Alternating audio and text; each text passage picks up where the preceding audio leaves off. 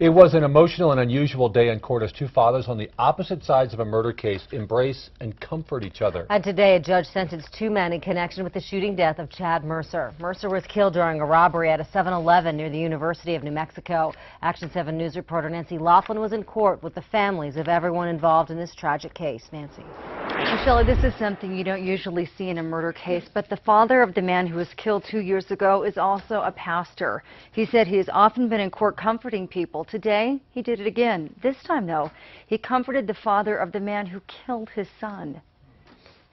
The hearing began with a video of Chad Mercer, a father, brother, son, and former Army veteran, worked at the Pentagon, but came to Albuquerque because he wanted to have a family.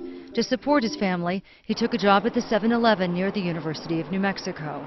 Then 2 years ago, while Mercer was simply doing his job, Eloy Aguilar robbed the place and shot Chad Mercer. Once, within the desperation and sorrow, I considered taking Chad's ashes and trying to breathe life into them again. Chad Mercer's widow told the judge how difficult the last 2 years had been, her little girl at her side, a child who was only an infant when her father was murdered.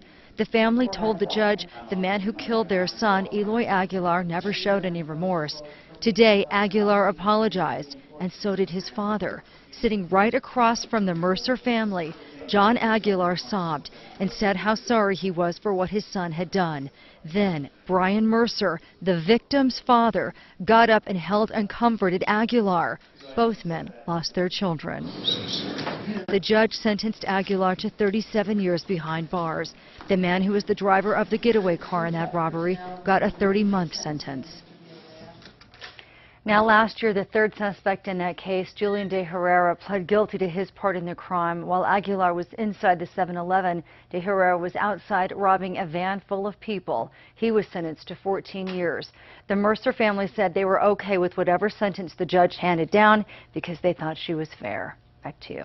Brian Mercer said he doesn't hate the man who killed his son. He said he actually feels sorry for him, but also believes people should be responsible for their actions. A bank door unlocked with no one inside, so a suspected bank robber